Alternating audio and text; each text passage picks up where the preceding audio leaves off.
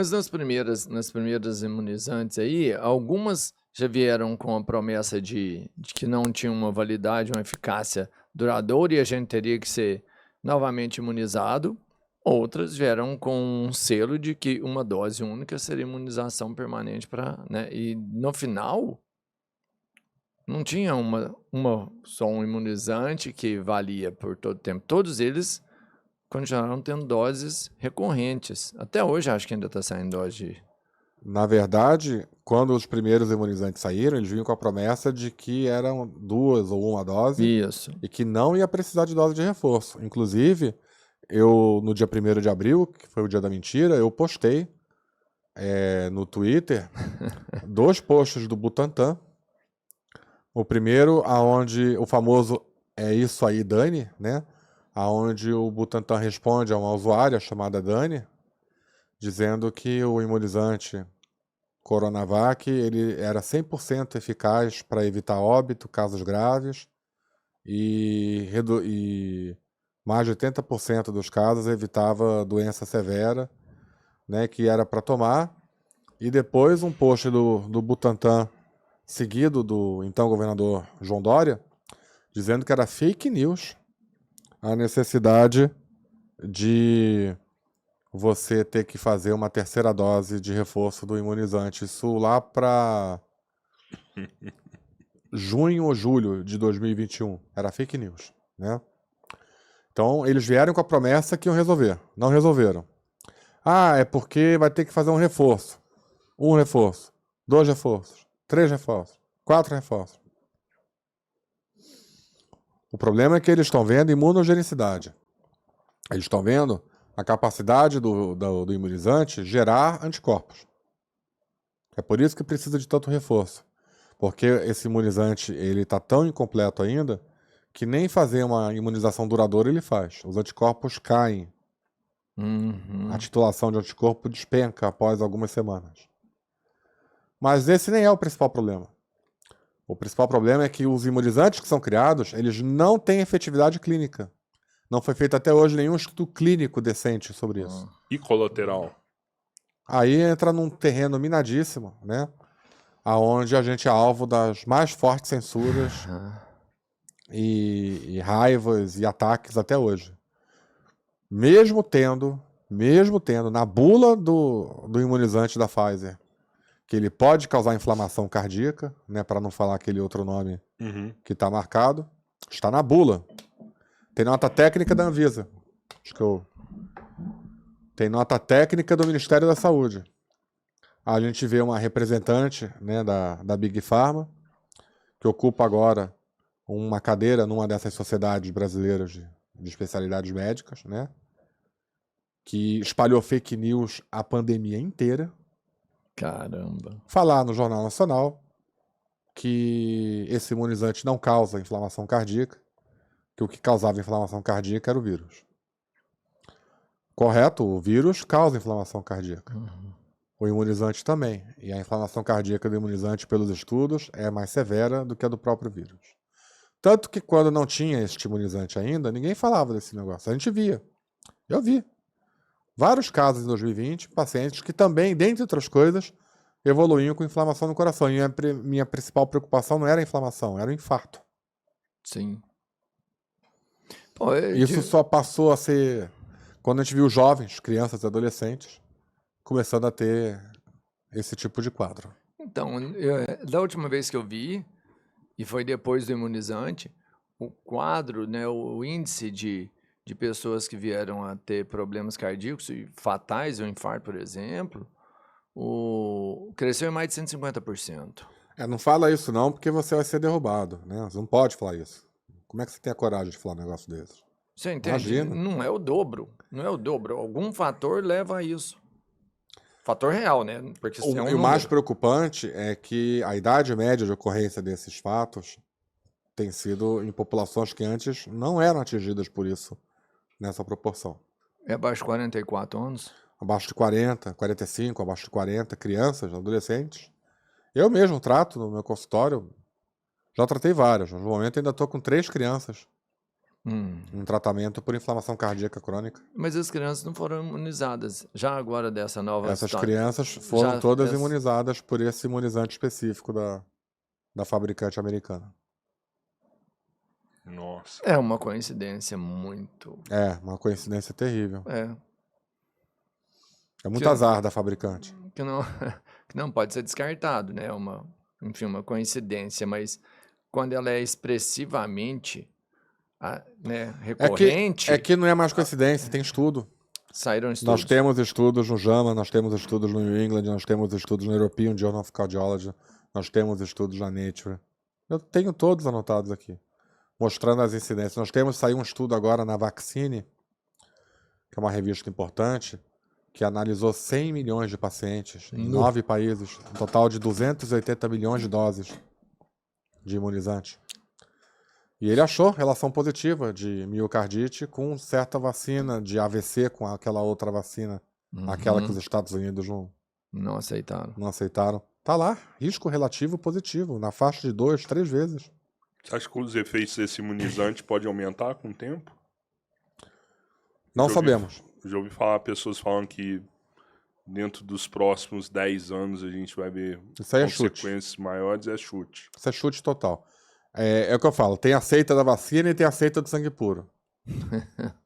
Uma diz que o imunizante é perfeito, não dá nenhum efeito, não pode ser atacado,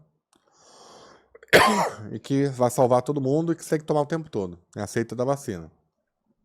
A seita do sangue puro, ela fala o contrário. Tudo vai morrer, tudo vai matar, tudo é tóxico. Tem um chip dentro do... Tem um chip, tem grafeno, tem não sei o que, tem patati, tem patatá. Os dois estão errados. Um é o espelho do outro, é o metaverso do outro.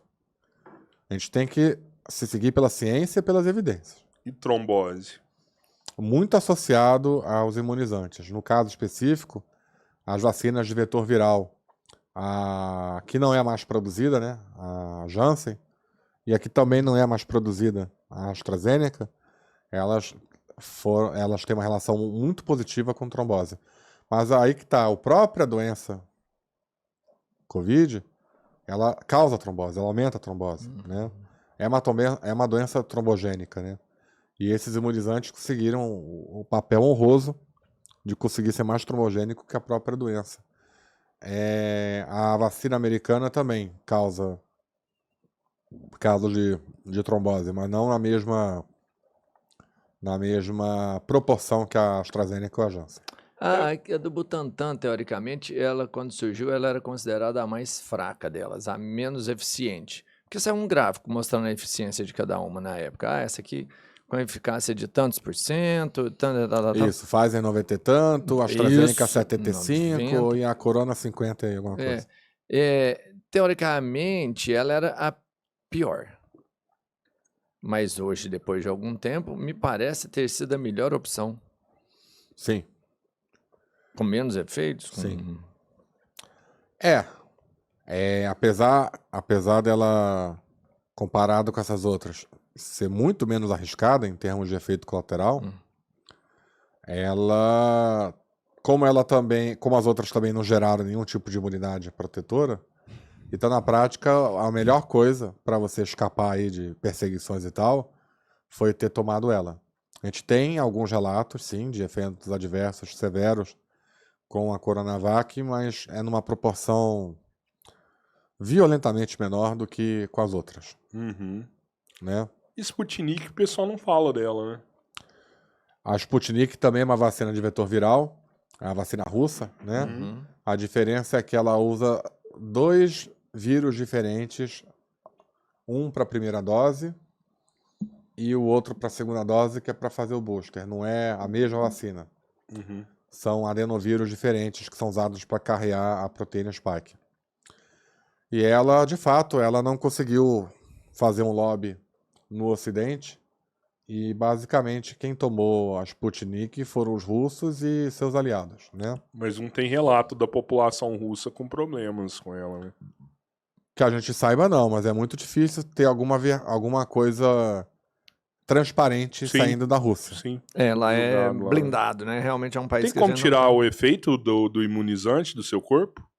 Nossa, Tem algumas pessoas que estão essa falando pergunta isso, que né? mais me fazem, mas infelizmente eu perco o paciente por isso, mas não posso fazer nada, porque eu não vou ficar enganando o paciente, né? Você acha que é enganação, então, quem tá O tal prometendo do isso aí? detox é enganação. Não tem detox para imunizante. O imunizante entrou em você, ele produz um efeito imunológico, um efeito inflamatório, um efeito químico, bioquímico que não pode ser desfeito. O que tem é você detectar sequelas desse imunizante e tratar. Cada uma delas. E o principal efeito que esses imunizantes fazem na pessoa é uma síndrome de inflamação crônica, que leva as pessoas a um quadro de síndrome de fadiga crônica, que leva as pessoas a ter problemas de memória, o chamado brain fog, que leva as pessoas a ter problemas de construção de proteína. Então elas passam a perder cabelo, a unha fica fraca, elas podem ter o sistema alérgico, vamos dizer leigamente, sistema alérgico, né, para as pessoas entenderem, muito ativado. Então elas passam a ter alergias que não tinham antes.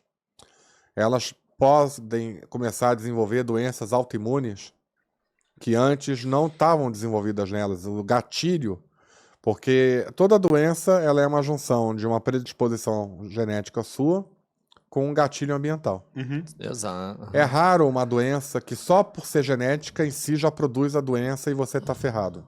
São poucas, né? Na maioria dos casos, você tem uma predisposição e o ambiente faz o resto. E o que eu costumo falar para todo mundo é que a Covid ela piora o que há de pior em você, pela inflamação que ela gera. Então, se você tem predisposição para depressão, a gente viu muita gente evoluindo com quadros depressivos severos, aumento de suicídio. Se você tem predisposição para infarto, aumenta o risco de se infartar. Se você tem predisposição para ter uma doença cancerígena, aumenta o risco. Se você tem predisposição para uma doença demencial, aumenta o risco. Se você tem predisposição para diabetes, então predisposição para psoríase. Caramba. Né? A pré-diabetes foi uma que ela explorou bem, né? Isso. Acho que quase todo mundo durante um período ficava, né, pré-diabético ali. Principalmente os que tomavam corticoide. Né? Um dos efeitos do corticoide é aumentar muito a glicemia. Mas a diferença é que esses imunizantes, que eram para proteger a gente do vírus, eles causam uma inflamação tão severa na pessoa que eles acabam trazendo esses sintomas crônicos para a pessoa também. Mas com o exame de sangue você não consegue ver essa inflamação depois, consegue? Não, são exames de sangue muito específicos que não tem no Brasil. Você tem que analisar as citoquinas. Ah, não tem. Não é um simples, Você- vou ver o PCR ali, tá, nada disso. Em nível celular. Analisar a citoquina. Tem um exame americano que mede a proteína spike dentro do macrófago humano, só que esse exame não tem aqui no Brasil. Mas se eu fizer, eu consigo identificar essa inflamação. Consegue. Aqui em São Paulo, até pouco tempo atrás, tinha um laboratório aqui americano que importava esse kit e eu fazia nos pacientes que conseguiam arcar com custo. Batata, tá ali. É muito caro o custo desses exames? Era R$ 1.700 na época o Aham. exame. Só que agora eles não estão mais fazendo. Mas também qual que é o benefício de você ver? É só pra você saber que você tá inflamado, assim, né? Tem alguns benefícios. Ah, Primeiro que o paciente vê. É muito difícil para um tem que paciente me aceitar. cuidar. Tem que me cuidar. É muito difícil para um paciente aceitar que ele está doente, que ele está cansado, que ele não tem mais disposição para a vida, que chega depois do meio-dia a pilha dele acaba, que ele tem vontade de dormir, que ele não tem mais a mesma produção que ele tinha antes. Ele faz uma série de exames habituais e está tudo normal. E ali ele vê, caramba, eu não estou normal. Realmente é verdade, né? E aquilo dá um fôlego para o paciente se submeter a algum tipo de tratamento, que é sempre multidisciplinar, no sentido de não é só suplementação, medicação, exercício, rotina de sono, higiene do sono, né? Higiene alimentar, mudança alimentar, uma série de coisas para ele conseguir desinflamar aquele corpo que está inflamado. E tem Consegue milhares resultado? de estudos mostrando resultado, até com um certo conjunto de aminoácidos, foi publicado no Lancet, né? Que eles conseguem diminuir mais de 50% a fadiga. Fadiga crônica está sendo o principal problema de saúde nos Estados Unidos e na Europa atualmente. Essa população tá processando essas indústrias? Muito pouco. Eu ouvi Alguns falar que os estão. Estados Unidos estavam movendo né, uma ação lá pra... fora parece que deu um start grande. Lá assim, fora muita sempre gente. começa primeiro isso. Aqui Sim. no Brasil tá tudo cooptado, dominado nesse aspecto. Vai ser difícil. Aqui a não gente teve conseguir. problema, né, com isso. Você não pode nem falar, né? Aqui não teve. a gente Você não pode nem falar que tá tendo esse E- problema. Então, E O SUS não trata Covid crônica. E eu falo Eu Covid te- crônica por uma questão de filtro de linguagem. Uhum. O nome correto seria, até o Dr. Guilherme Peck, que cunhou esse termo, síndrome do pós-spike, que é a proteína usada para Entendo. fazer os imunizantes e a proteína principal do vírus, que a gente tem como principal toxina, né? E a gente viu que, ao contrário do que a ciência fala, o imunizante ele pode gerar e agrava um pós-Covid, não necessariamente a Covid em si. Sim. Né? E aí, a Omicron ela é especialista nisso, né? Ela não ataca o pulmão, mas ela deixa a pessoa arrasada no fim do tratamento. E em muitos casos, ela evolui com pós-Covid. E aí a gente tem uma população há 2, 3 anos que não sabe o que tem, que não consegue mais raciocinar direito, que o cabelo está despencando, que está fraca, que mal acorda e já está cansada, que não tem um sono bom, que os exames estão normais e que os médicos estão dando remédios para depressão. Ah, isso é nervoso, isso é fibromialgia, isso é depressão. Estão entupindo esses pacientes com remédios psiquiátricos e não é nada disso. A pessoa está com fadiga crônica, está com pós-Covid.